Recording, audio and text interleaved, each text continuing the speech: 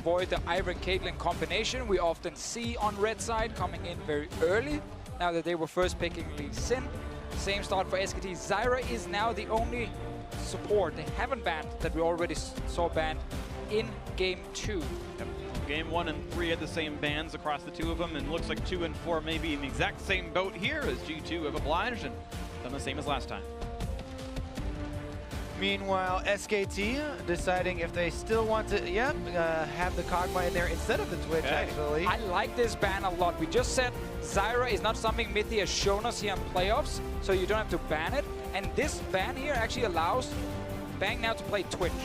It was kind of blocked for him in the last one, but you can go for a late game combo like Tahm Kench, Twitch, Ivern if you want to play that style, and you have a fantastic late game.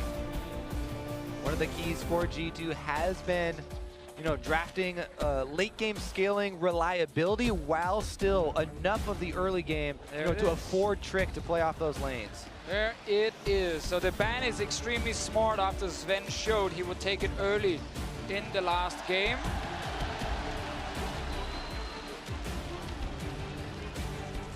Letter G brought to you here in Game 2. Coming back towards Olaf and actually going to lock it in over the Graves and the Ivern opportunities. He's going to mirror the same matchup as last time. Definitely see if he wants to make any earlier moves here then with the Olaf, as opposed to the Graves where he's just trying to force the enemy into his side of the jungle for farming and get Lee Sin to sort of inaction. Yeah, now you're in a bit of a tricky spot for G2 because if you pick Tahm Kench, oh, okay, Thresh Kalista, baby! This is an aggressive bottom lane. You showed the early Twitch pick, and they're going at you. And I've heard so many AD carries and even support players talk about, oh yeah, they lock in the Twitch. Instantly give me the Thresh plus the Kalista. Yet G2 actually do it. Sven and Mithy, one of the most confident bottom lanes with that combination. An incredible amount of playmaking. Sadly for them, Tahm Kench was left open, and Tahm Kench is very good against Thresh because you can just deny the kill potential when Thresh goes for that hook.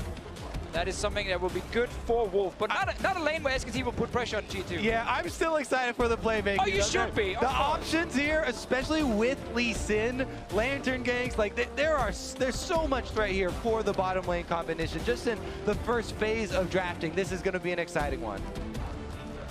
Time for the Vans to come through. We've already seen the Shen is off the table. SKT clearly unwilling to play the champion themselves.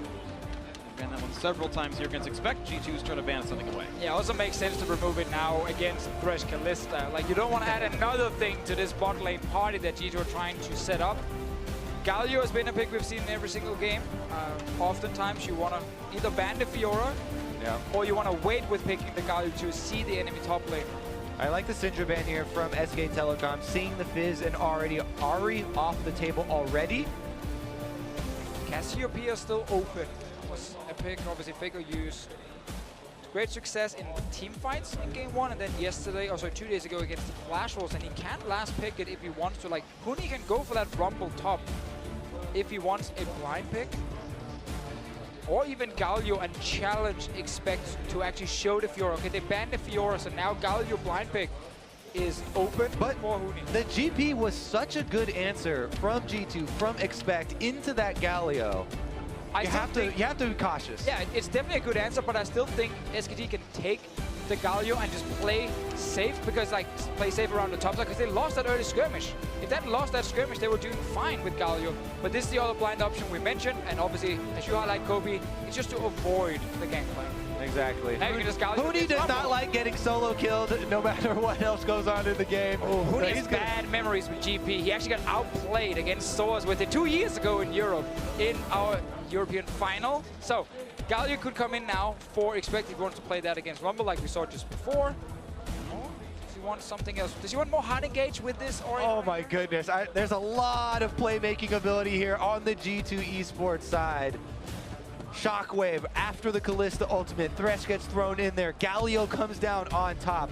The theory crafting is definitely there, but pulling that off against SKT, more difficult task. Right, it's almost the exact same thing as you had in the previous game, and they weren't able to do so and punish the SKT flash cooldown. So now we'll see if it works a bit better this time around. LeBlanc, the final pick here for SKT. Oh. Faker LeBlanc MSI. Yeah, we never say no to that one. But last year, 2 years ago, I should say, Faker's LeBlanc was the downfall of SKT at the hands of Edward Gaming in Game 5. Exactly, but this is a last pick LeBlanc. No more Ghana in this game. Right into the Orianna. And I want to go back to your point, Freak, regarding G2 and, you know, maybe lacking like easy tools to start fights with. Like a lot of this is on Trick to find a good engage, and that's where maybe, again, things like Gragas that offers a bit more hard engage for your team can be easier to play. But Galio is just such a power pick that you feel like you have to take him when he's open. And I just love the combination, how much confidence you can give Mythy to actually take his hooks. I think you guys need to have more faith in Mythy's death sentences here. That's a Tom Kench on the other side. Well, he can take it in. He can still take the death sentence in. They get pulled out by Kalista after the Galio ultimate has already been channeled on that placement. So, I mean, the yo-yo composition here from G2, I'm seeing all the theory crafting in my head is just exploding right now. And then we're seeing I want to see it pull off. Then we're seeing the carry in Wolf's belly, not taking any damage, doing that insane engage. And G2's like, wait a minute, we didn't kill anyone. All the fireworks go off and SKT members still live. Well, it's going to be fun to watch the carries in SKT, and if they do live through these fireworks, if Wolf can continue to support the squad, he's made some big plays so far this year. We'll see if he can do it again on the Tom Kench. And Game 4 is ready to begin here in Rio de Janeiro in front of thousands of cheering Brazilian fans. Will SKT secure the championship on this one, or will G2 from Europe bring us to Game 5? No matter what happens, then this has been a very, very fun final to watch. Very competitive games, back and forth as well. G2 has definitely shown up. And I'm so happy about this tournament because it came in saying, is this the one where SKT wins the title undefeated? And instead, we get to see maybe the gap is closing and then G2 plays at their best. Oh, careful, careful with that one. SKT always end up winning when we say the gap is closing. But even Gigabyte Marine surprising and getting 3 wins during the group stage as well. Like, there have been so many pleasant surprises at MSI this year. We saw Premier SKT last game, but they looked really sharp, and we know that team is still up to that level, but so many other teams have stepped up at this tournament, which is so great to see. One thing is for sure, the vacation, definitely a thing of the past. That is over. G2's hard work. They gave it to WE and said, it's yours now. G2's hard work completely paying off, getting into the finals and showing up in the finals. Very tall task, but they have accomplished quite a bit here. Let's see if they can make this game exciting and push it to another one, or will SKT, this iteration of SKT, be able to claim the trophy here? Huni, Peanut, finally being able to raise the trophy. They joined this team to win international competitions, to come first place. Well, SKT give the tell that they are in fact leashing blue buff for their Olaf. One of the strengths of that champion is that he doesn't need the leash at all. You can play for lane dominance on the other sides of the map. But ooh, that was actually pretty close because 1 HP and I believe Deadly Venom was still on the target. There was a chance he lost that blue buff. It was close. Let's see, bot lane now.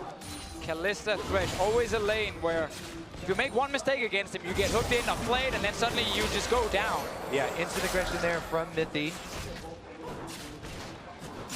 One of the reasons that they did land a little bit of extra damage there on the clear for Peanut as well, because they didn't want to contest super early. Also, it's accelerating Peanut into an early movement by mid lane here. Orianna definitely under pressure. A lot of damage here. He's got a flash wait. No, he's got to wait for Trip to come in. Pushing the damage on a Faker, not much else to get. A trade of equal damage. Very good counter gank here. And I also like Peanut actually paying attention to mid lane early, because it's been G2 always ganking Faker and getting perks ahead. Now they're trying to get this LeBlanc rolling. Meanwhile, pushing top lane, always want to highlight these deep wards because it's been so crucial. Huni on the Rumble is vulnerable if he perma pushes up, but he's able to not only get the early ward in there, he also destroys the blast cone to remove one more option for Frick. He's doing this so often when he has to push, like that exact move. Literally every single top laner at this tournament, I think, has actually done that well if they're the pushing matchup. So we're not calling it a Huni? I think it came around before. Fine, it's a top lane move then.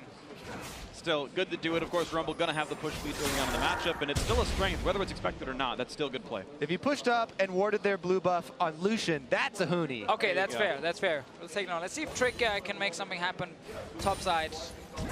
Those lane ganks, they have worked out for him in the past. Oh, he snuck in there. Yeah, I don't think they saw him. And with that minion dead, he can go even farther forward. So Huni may have an understanding that, of course, he could be here now. But Peanut's recalling away, so it's going to be a 2-on-1 if they go for it. Yeah, Huni just trying to play it safe, and Trick doesn't want to waste time. That's why he just goes in for the play here to push out the lane. He knows that Huni is already kind of figured out he's on top side because he saw him at that blue buff, and Huni just like pulls the wave back to his tower and says, I'm not going forward. Yeah, and he also expects not to waste any time, right? He accelerates the pushing of that into the turret so that Expect can go for his recall now, get his purchase off, and get back to lane. You can see actually pretty substantially down to the bot lane, +5 minions right now. Still full potions for Sven. So far okay for the G2 counter pick lane. Trick now back in to the mid lane. His third time influencing a lane. Faker than a half HP, slowed a bit by Perks. That's a chain missed. Forward hop forward. Faker no longer has any cooldowns. Ball tracks Peanut. Oh, okay. Faker jumping back in, trying to get some damage onto Trick. And we see the same kind of play where the mid laners are hovering to the side where their jungler is, just nearby for a counter gank. Hard for G2 to kill this bot lane due to the time Kench, but you don't need kills early on Kalista. You can still become such a powerhouse later in these fights. Exactly, trying to retain control of the wave. Expect doing similar here. Good trade onto Huni.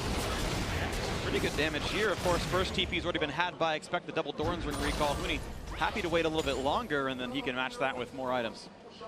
Going back to Sven and Kalista, if people haven't really followed his career, like back in the day when he joined Origin and made it into the LCS, made it top 4 at Worlds, like his Kalista was so famous in Europe. He banned almost every single game. And I remember even at Worlds he was getting banned, so not just in Europe, but Sven definitely one of those legacy Kalista players. And then Kalista got nerfed, and he spent a year whining on Twitter about why didn't we buff Kalista so he could play her again. She did receive a few buffs. Not a lot of AD carries like to play her as like a high tier pick, but if you are one of these guys where it's a comfort pick for you, then you can still have great games on it. It's funny, Kalista didn't even get any straight buffs. It was Blade of the Ruin King got true, better. yeah. Everyone else just kind of joined her territory. Ruin King ref, the item, of course, so much stronger now. We can see if he can keep pressuring on the bang. And for those who don't watch a lot of this anymore, you get one spear into a minion, then you go and try to get your opponents off, and that's been going pretty well. Nice predict by Perks, actually got the ball over where the distortion was going to be, and Faker jumps back onto it. Of course, there was a buff where Ren gives you the mana back on just one minion kill, so they're right to Fischio. But it makes that laning pattern even easier. Land one auto, land one on a minion, hit E, receive free damage. And I want to return to the top lane, actually, because we have a very forward ward. Actually, we're on bot lane now. It doesn't matter what I want. But anyways, this ward I wanted to highlight because we talk about the pushing of Rumble. He wants to stay far up, but he has to worry about the lane ganks of Trick. You know, he just was the victim of a single one. Now he's trying to defend that ward. You can see Expect was hovering very close to that brush before he walked in there to see that it actually is there, and he can take that out, opening up more possibilities of lane ganks. This time I think he's going to kill the ward off. Looks like he found... He never walked in the bush. He never So he gets value out of that ward. Oh, he didn't see it either. He was looking at Rumble. They have to know. Okay. Again, this one is going to be Expect pushing the wave into the turret once again, but it's a pretty substantial minion lead for Huni right now, about 10. Similar lead to what's in the bot lane. Looks like Sven and maybe going to let the push come in. Wolf level 5. Ooh, they get the gray health out of Top Kench. Also, Bang is used his potion, so all these little trades right now will go in favor of Sven because he still has his potion. He just popped it right now. We'll get the HP advantage, but once again, SKT can just try and play it safe and go back. In case he had hit the hook, Devour would come in from Wolf instantly. Being at the level 6, looking for the bot side of the map. Here's the Ghost, wants to go for the gank, and here comes the all-in as well. A lot of damage on the mid. They're going to go right for that one. Plenty of damage there. The flash to follow, and that's sure to be first blood picked up for Peanut in the bot lane. Right before they hit level 6, still level 5, and they get in there for the kill. Very nice timing from Peanut. Called down. You talk about it. They're out of potions. They're out of sustain. They're almost ready to back. Right before level 6 comes in, the opening, they're able to punish the aggression from G2. Perfect timing right there from Peanut, really making sure this bot lane will be doing well from SKT. And yeah, Mindy and Sven are obviously just playing the lane normal 2v2. But as soon as Peanut shows up, and there's no wards from G2 near that river to actually spot the Olaf. So they get surprised, and they end up going down mid-man trading. Good damage out of Faker. They're on to Perks, starting to win this trade a bit more.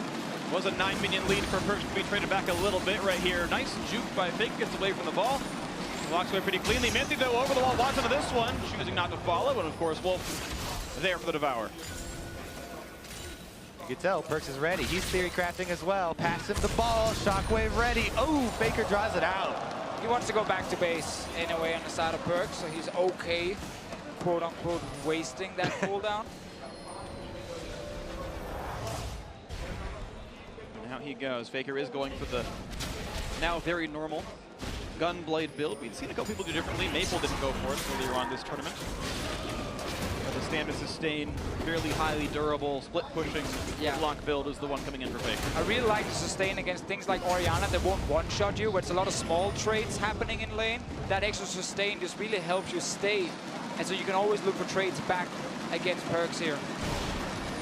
Does also remind you what SKT are looking for. You know, they have the double teleport, want to split you up, pressure on the opposite side. Tom Kench will become available. The Twitch is something that Bang has used very offensively. The only AD carry with that assassination potential. He's really used that threat quite often. Can't have a final without Bang playing that Twitch. And as we talked about in chat, so like the engage from G2, it can be very hard to execute properly against things like Tom Kench as well. Olaf ulti can also block the hook, or maybe, you know, make it harder for G2 to actually start the fight. And then suddenly, you might not get the target you want. Right now, no targets to be had for G2. All they've been able to do is get minion control. These hooks mean absolutely nothing. Mithy lands it and goes, well, that's 80 damage. See you later. Ah, he found the ward. This is I think that's number 2. Yeah. He found the second ward. Goes, here's the ulti coming in because Peanut wants for this one, and Sven gets the lantern out. Nice little alley-oop there. Throw your teammate out and give him the lantern away, but Baker's now to join the party. Exhausted by some time, and they're gonna kill him for it. Only the 1-for-1, maybe not a good use of his time. Meanwhile, exactly, Perks is going to be able to push up this mid lane now into the turret. Roam from Huni down through the river will be seen on the pink ward, so he actually doesn't even have to worry. Ooh, he actually walks towards him here. Remember, Galio ulti is available in case they want to try and make a play, but instead it's Perks near the tower. Huni walks down for nothing. So important for G2 to get a kill on Sven in the bottom lane when they got ganked again. Exactly, take another look at here. The ultimate is available, so they're able to do the alley-oop escape from the Kalista Thresh that's so annoying for people to deal with, and Sven almost able to survive there, but Faker got up his last Q, even under exhaust, gets the kill. Great exhaust though, very instantly, but also the thing about LeBlanc now, after all these changes, like your instant burst is not that insane. Like you need that passing ring to kind of give you just like wait 1 second and then have it ready and then proc it. So when you jump in like that, you don't actually one-shot people like you used to do back in the day. Mithy's getting caught. They know that there's no Kalista ultimate backup yet either. No way out. Attacks a ward in futility, and down he goes. 3-1 SKT. Yeah, it's a huge problem for G2. They have no vision on this bottom side at all. So when Mithy walks into that clear ward, like he sees nothing in the river. He doesn't even see anything in his own jungle. So Peanut can just walk in behind him, and there's no Kalista ulti to get him out, and then you just go down again. So SKT have successfully camped this bottom side, and Perks are not able to help the vision. Trick, kind of the same. Another trade in for Faker, good damage there on a Perks, down below half HP, and feels like there's a sense of looming dread of impending doom as early game SKT leads have turned into victories every time so far this series. Huni defending ward number 3 in that forward-facing control ward bush. The anti-trick ward. I mean, you would think at this point the Trick tries to come from the river. Yeah, exactly. If he wants to go for the gank, knowing that ward is always there. Nice attempt on the hook, but Faker instead gets the chain damage. Good little trade, and a Mithy down a half HP. Here comes Wolf on the backside kick. Oh! In the wow, into the turret from Trick now, and Perk's going to join the fray as well. Nice shockwave to buy some time, and Wolf does go a bit too far. Gets turned into Gumbo. A nice kill picked up there for Perks, turning the kills back to only 1,000 gold difference. Nice counter engage there from G2, ready to turn it around on SKT. Getting a kill back for themselves. See around mid lane. Bang is sneaking his way in there. Perks is fairly low on HP, but Flash and Barrier available. Bang's not going to find anything in the mid lane. There it is, though, the threat from the assassination of this Blade of the Ruin King, completed Twitch, moving in. Ooh, nicely done. Peanut gets the steal away. And it's a forced retreat out of Trick. Great red steal. Ooh, that's even a better hook, though, and bang, has to flash out of this one. Trick did not have a kick available, no way to get him. So many small things right now, like, you know, small trades where you maybe force a flash or steal away a red buff.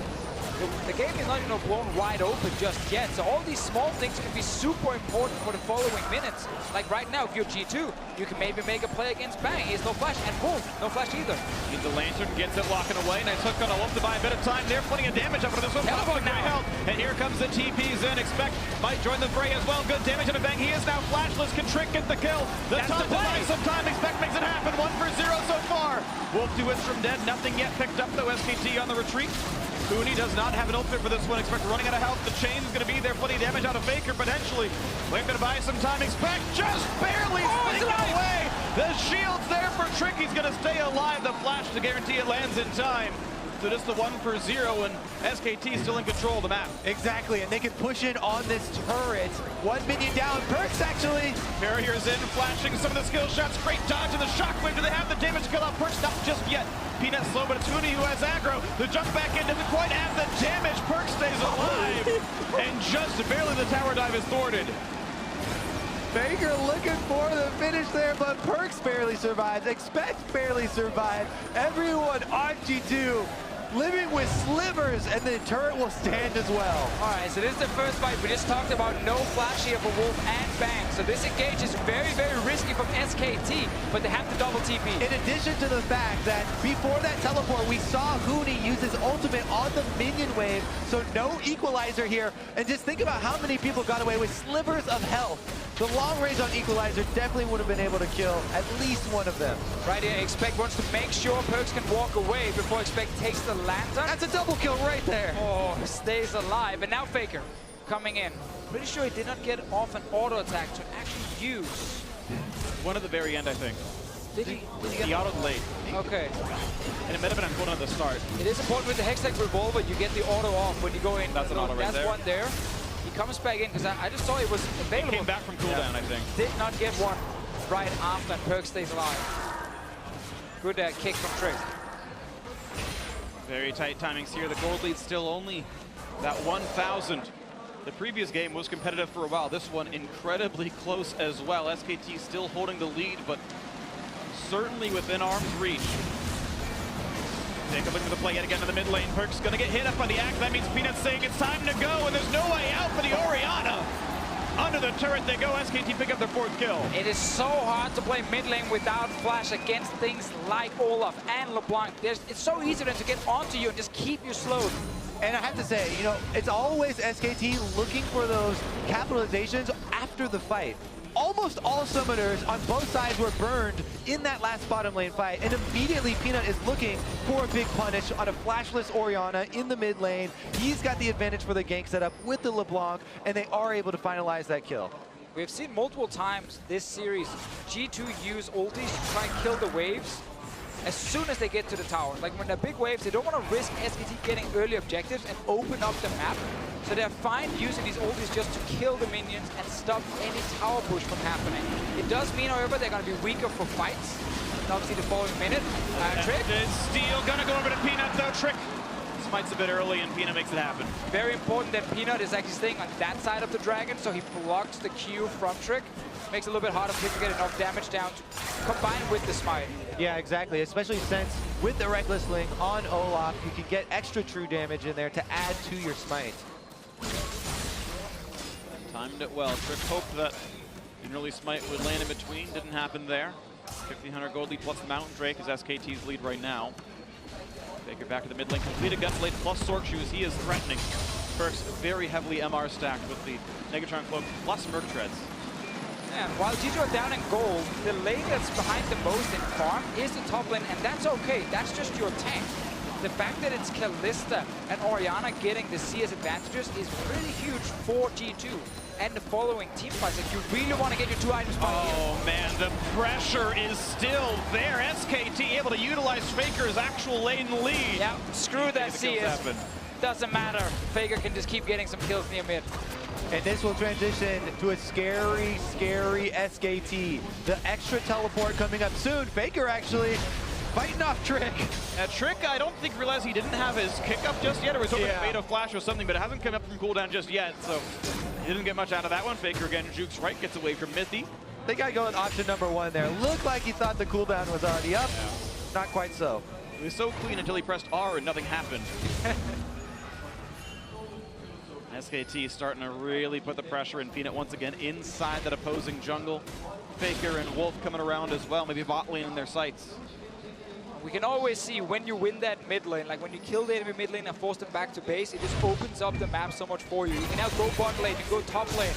Perkz is getting ganked by so many different people right now, and he still doesn't have flash. It's been down since that fight in the bot lane. He's died twice now. Yeah, both teams have been very well aware how pivotal mid lane is in this matchup.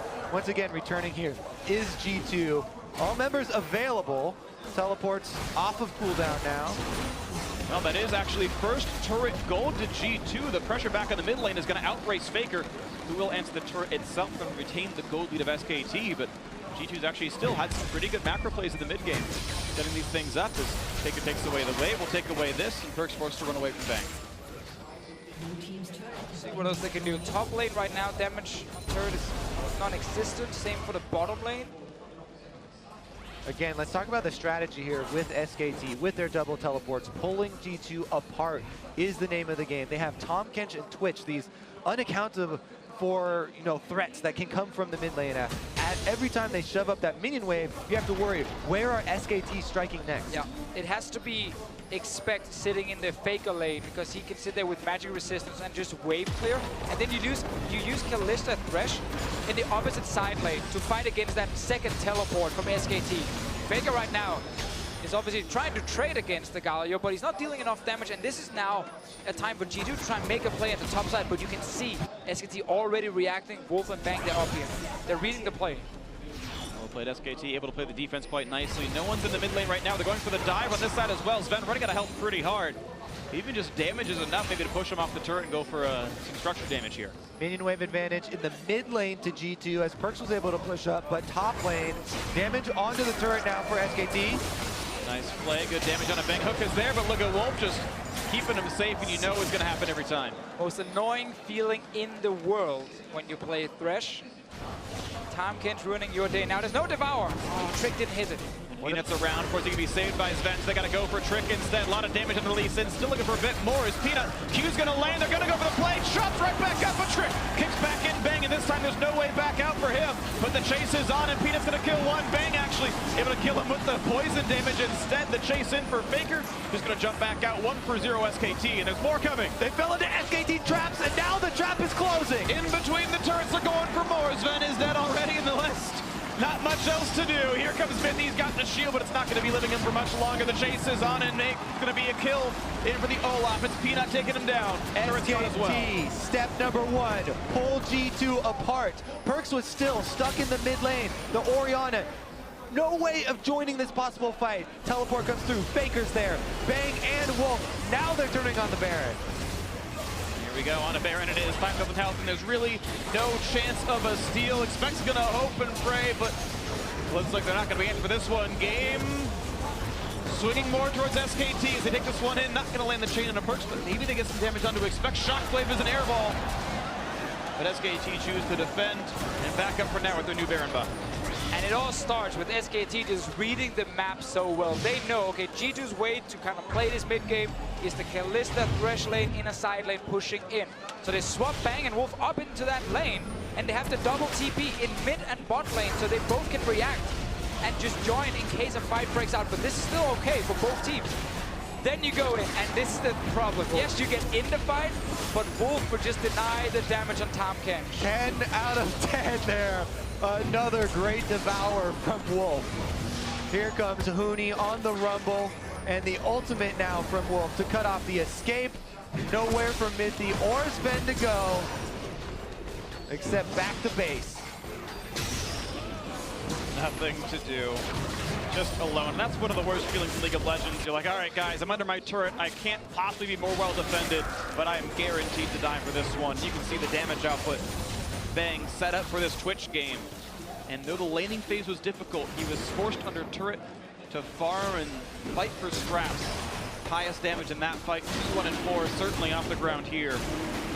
And SKT certainly have all the tools they need to claim their second straight MSI Championship. Looking very good for them right now. Faker is fed, Bang has been getting kills. Olaf has gotten a few as well. Mooney, I guess he's part of the team. He's got an assist. He's done something. He played lane pressure. The turret of his lane has died now. He definitely pushed the waves, which is an important part of League of Legends. Got the most farm in the game, all right? He's done the most wave pushing. Very true. Yep. Uni definitely a crucial part of the team and getting SKT into this position where they are very close to raising that trophy. Baron buff aiding the siege here as they get in towards the inhibitor turret on bottom side with Faker still taking trades, getting damage, and then using that gunblade to heal right back up off the minion wave. He's not afraid to keep pushing here. Wolf takes some damage, but that was a big ulti from Perks. Yeah, he was looking for Bang on the edge of the shockwave there. Big ulti. It sounds impressive. Yeah. Bam, you got Wolf. There you go. Now the pressure continues. Baron buff on for 1 more minute. Into the mid lane they go, nearly taken down. Perks forcing his barrier denied. Out. Slightly denied. Either way, into the mid lane. Bang gets aggro again. He forgets about his passive, but that's still going to go down, and Faker going to stay alive as he tries to chunk out Trick. Turrets falling across the map. Huni still pushing the top side. Baron still up for 40 seconds as well. Sven, the next target in the sights of SKT. Is they're going to retreat out of this one. No CC really dealt by Expect. Flash going to find a Wolf for the first target, but the tank is not an easy one to kill. Once again, stealth up. Bang has the attack speed for more damage. Of an equalizer across the back. It is kind of a miss, though. Doesn't get much. Only pops the Hexbreaker of Trick. As he gets away with this one. More damage out of Expect, and G2 not able to find a chase. Oh, yeah. Even with the lead, you know, SKT a little bit rough there on the disengage. Peanut, though, goes offensive to chase off the damage dealers during the taunt flash there from Expect. So there wasn't DPS behind the initiation. While he's going aggressive, Wolf is just sitting behind the team, saving them left and right. He devoured Faker there, then flashed away with Faker as well. And it's just, it's so impressive when you watch like a Tahm Kench player, not because of his mechanics, like you click W on a target, that's pretty simple, but more the positioning, knowing where you need to be on the map when a play's about to happen, because if you show up too late, well then the carry's already dead. Exactly, and so often one of the big mistakes you'll see with Tahm Kench players is devouring early. Wolf, time and time again, he waits for the spell to come out, or he'll wait for the commitment from the enemy team. Lee Sin's flying towards their team. Whoop! Then he goes for the devour. He doesn't do it early. Now he gets kicked in, though. They have to go for Wolf. The shockwave is there. All the cooldowns burn for the tank, and it means nothing. The re-engage is here in SKT. Oh, they're all coming mid now. Here comes the flank out from the mid lane. The G2 forced to flash away from their opponents. First kill comes through as Perks hits the mat. Faker going to be next up to take down Trick. Gets the kill. 2 for 0. 10-3 overall in the game. Sven next up to fall. It's a 3rd kill in a row. Peanut now on a rampage. SKT 10,000 gold ahead. Their victory all but assured. SK Telecom inside the base. Inhibitor under fire. 3 members of G2 dead. And let's see if they go for more. 15 seconds on the respawns. SKT gonna look towards the bot lane. They've got a wave that Faker can set up. The Ocean Drake regens them a bit. And they are gonna stay inside the base a little bit longer, but respawns in 10 seconds. A turret is the most they can get without a fight back.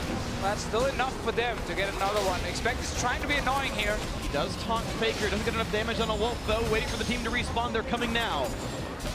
Rocket comes in, or the Lantern I should say, looks for Bang. They find a little bit of something here. Ward hops in, brings in Wolf with the Twitch alongside. The taunt is there, the shockwave as well. 2 quick kills for G2, the best to make something out of this. Yeah, that was such a nice play from Trick. He waited with his move here for the devour to happen, and then you just kick Wolf back into your team. Don't try and kick the Twitch, because then he's obviously just gonna escape. Such a nice play from Trick, but it's 2 kills for G2. Sadly, there's no Baron for him to take, there's no Drake to take, there's no real tower to take. Like, SKT are so far ahead in this game that these 2 kills will not really do a lot for you. Yeah, they just have to do cleaning duty right now. Clear up the minion waves, clear up the vision, try and get something over by Baron so that you have a hope of that big comeback play around the Baron, and hope for a mistake from SK Telecom. Almost never see these mistakes from SKT where they actually end up throwing away a lead They are so good at playing when they're ahead. Now we might see some more action. Small mistakes here. Fina taking a lot of damage. Gonna try to run away as best he can. Here comes the follow in from Minty. Can't quite get much, but it is a low HP jungler. G2 say this is the time we come back for the fight. Can they get anything? The Flay's gonna miss though, and that means no more engage to be had. We see the same thing again here. G2, they're trying to find the engages, but it's so hard against this comp from SKT with the Devour. There's just no easy hard engage for G2 to use to try and get some picks here. Take another look at this siege from SKT. 3 members here and expect go straight for Bang. Trick gonna land the Q. He waits, and then he sees the Devour and he goes for the play. Able to get both of them back, and he kicks them into this shockwave that's going to come from Perkz as well to secure those kills. Really nicely done, and damage on that mage who you know can one-shot people. Void Staff now completed. That threat is there, but it's going to require still a minor miracle for G2 to make a comeback in this one. 11,000 behind. Yeah, 11,000 gold plus. Already SKT have 1 Mountain Drake. The next one will be trivial for them to take. And with 2 Mountain Drakes, this big of a lead, plus vision control and mid inhibitor down, the Baron bait from them, or even the Baron rush from them, are both very viable options to end this game out. It's almost a formality at this point. SKT have most certainly all the tools that they need. The cheering Brazilian fans know the impending victory is coming. And what do you do if you're G2? Do you risk it all on trying to stop a Baron when you have to walk in blind? And then suddenly you can get collapsed on, you can't see where the Twitch is before the fight starts. Or do you just sit in base and let them get Baron and try and defend near your Nexus turrets? Like, it's almost a lose-lose if you are G2 at this point because you're falling so far behind. Here's the flank once again on Trick with no jungler. It's even harder to secure a Baron, and Trick is dead. Even more of a formality. There's almost no way G2 stops this one. Huni gonna start it up early on. Shockwave only catches one of the frontliners though, and Bang pops Yuldi for a bit more damage. Hooked in, eaten back up by Wolf, but it does buy some time. Expect now on the front. And Baron has been part of this fight, so it's a bit of a split focus. And Peanut's 1v1 with the Baron. Goes down to half health. Eventually he gets a friend, but Wolf on the outside. G2 actually find a bit of an opening. They're pulling in the team. They're going to go for this fight against Bang and Wolf. Exhaust is on and expect part of the fray. And SKT actually splitting their focus too much. 2 kills will go through to G2, but Huni going to rejoin the fight first. The flame spin is there. Zoda's buys some time. Fake for the back line. Going to take down Perkz. Then next up to kill, and Peanut takes him down as well. It looks like it's not enough for G2 to get with this one. Not to expect any kills here on this as Peanut finds his double, and the tank will go down last, but assuredly he will be falling here as well as Faker wants it to happen, and Huni's going to make it so. Trick has respawned, but SKT even farther ahead than before. Yeah, SKT though, they're so low after this. They don't feel like they can rush Baron. They want to just go back, get full HP, and then go back and try and make the exact same play, because they end up getting more kills. Trick is on a solo mission. Finds Faker and a Grump. Hits Faker. A lot of damage there, but look at the damage output back. He is not nearly the damage hits back. Hits back harder. Hits back a bit harder. Now for the 2-man Baron, the rest of the team coming in shortly. SK Telecom, currently on the 2 World Championship streak, about to be on a 2 MSI Championship streak as they've got Baron buff and looking to finish out the 3rd game in this series. See the play again. Perkz trying to get Bang here with the shockwave, but Bang, quick movement, steps out of it, and then Wolf, of course, saves Bang right after. And SKT, they will split up at the moment. I think Bang and Wolf kind of realize they can't walk down and join the team, and that's why they get engaged on. Yeah, good call there from G2. They have very limited options, right? So any opening that they see SKT split up, they have to jump on. Even though it's low your probability of success and they are so far behind, they get some sort of advantage here. Bang is out, the Twitch is down. And SKT comes in, Faker, not really under threat, so you can finally sit in that fight and wait for the passive to be ready and then kill Perkz. Peanut, of course, running rampage on this Olaf, and again, it's what we talk about. Whenever SKT gets the advantage, you just almost never feel like they lose it again. They always manage to just kind of push on all your turrets, set up around Baron, and even when it looks like you have a small chance, they can turn it around so quickly. You can see SKT just crossing the T's and dotting the I's at this point. Faker looking for another play on Perkz does. managed to juke away for now, but with the Baron buff on, they're looking to close out the game, close out the match, and close out the tournament. Trick on the side, doesn't find anyone to fight though. And with the slows from Peanut, Bang is going to be able to clean that one out pretty easily. Not even a threat onto him just yet. Vigor once again on the front line, going to find Mithy for this. Pulled back in. Nice by Sven to buy him some time. And now they go down for inhibitor number 2. The base falling apart little by little.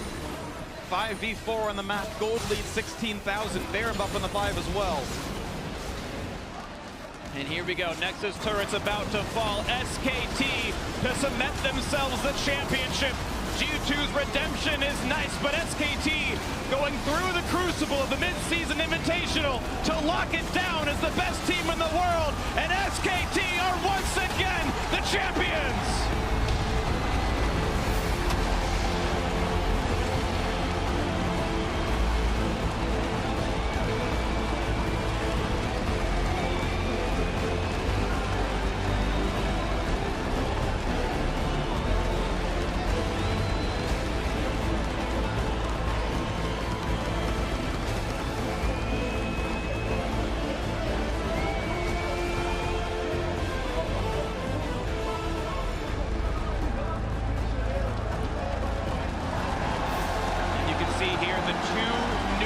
Of SKT. The players may change. The pedigree stays the same. If you join SKT, you are very likely to become a world champion and called the best in your role. I mean, it's just the amazing thing about SKT. The organization have built the structure around these players so they can do this again and again.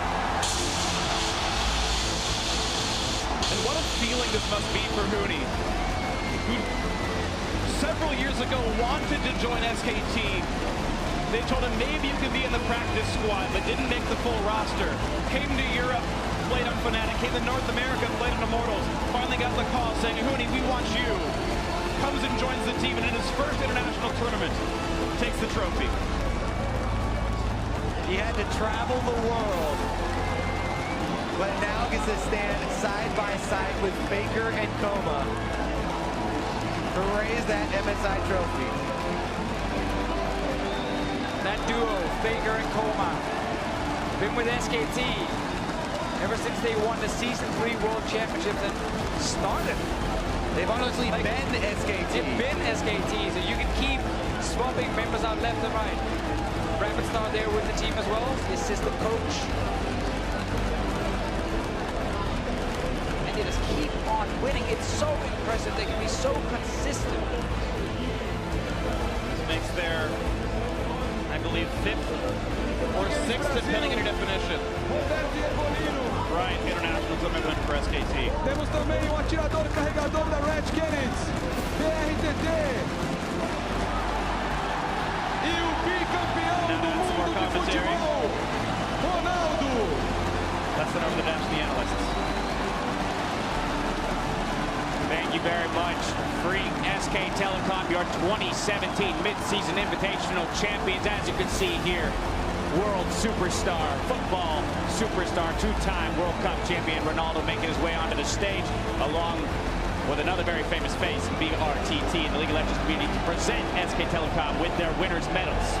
One legendary 2-time World Cup champion, here to award to a couple 2-time world champions of League of Legends. And let's remember, SK Telecom has just completed the most dominant 2-year run in the history of League of Legends as an esport. And it's something that I don't think will ever be equaled. We're still very young in League of Legends as a sport, as an esport. However long the game goes, this sort of dominance that looked impossible at the start of the scene, we're a part of history, just watching on as SKT continue to make it. I love what I saw when they went for the MSI trophy as well. Huni getting selected first, making sure Peanut could get to lift that trophy as well, bringing the whole team into this experience. Yeah, we have to remember, as was said at the beginning of the day, Papa Smithy, that this organization is a dynasty with members that have, come and left and come and left, and yet the dominance has always been there for those two members. Their first international win in a Riot tournament. Huni and Peanut should be proud.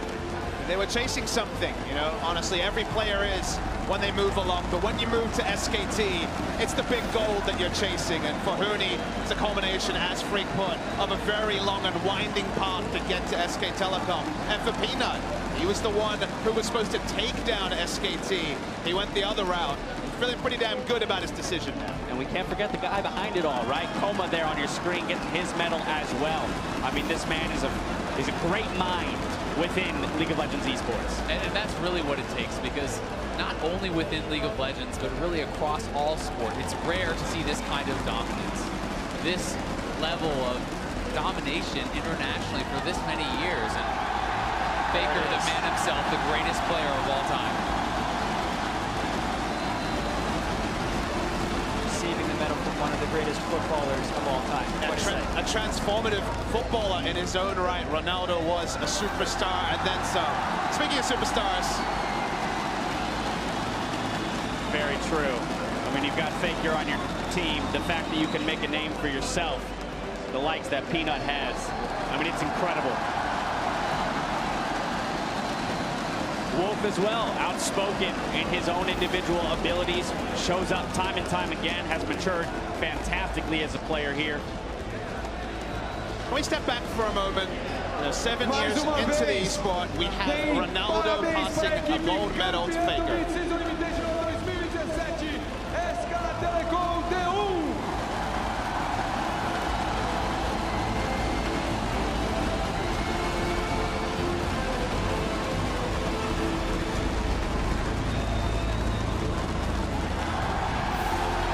Much-deserved trophy raised once again by our 2017 mid-season invitational champions, and the crowd wild as ever, loud as ever. Very pleased with the showing from both teams today. We have to remember that SK Telecom was challenged today. This did not come easily for them, and yet they fought through and achieved victory. And even though SKT often makes it look easy, it's never easy. Everyone wants this just as much as SKT does, but time and time again, SKT showed they are the best. And this just raises the question, how far does this team and this organization go? I mean, Papa Smith, you said perhaps a run that will never be matched again, but let's remember that this run's not over, right? They've just hit one milestone, and now it's about, can they push forward? They'll be defending champions if they are to make it to the 2017 World Championships later this year. It's the sort of run that should never happen, Dash. The game changes every meta. The meta has evolved, and SK Telecom have rolled with the meta, and that's why the domination is unprecedented. And to me, to answer that question, you have to ask another. When does Faker and Coma retire? When do they, stop? Because it has to feel like these guys are so good and are so dominant that they may not stop winning until they choose to step down. I mean, you forget how young Faker is as a player, right? Because he's been at that level of dominance for so long, as you mentioned, Jet. And it feels, like, in order to be there, the experience that he's acquired, the poise that he presents on stage and against adversity. Let's remember, he's focused the entire series here. That guy rises above all, does what is needed to be done to support his team in their quest for the championship, and hey, that's why he's on that stage every single time at the end of the tournament. And that poise had to be learned.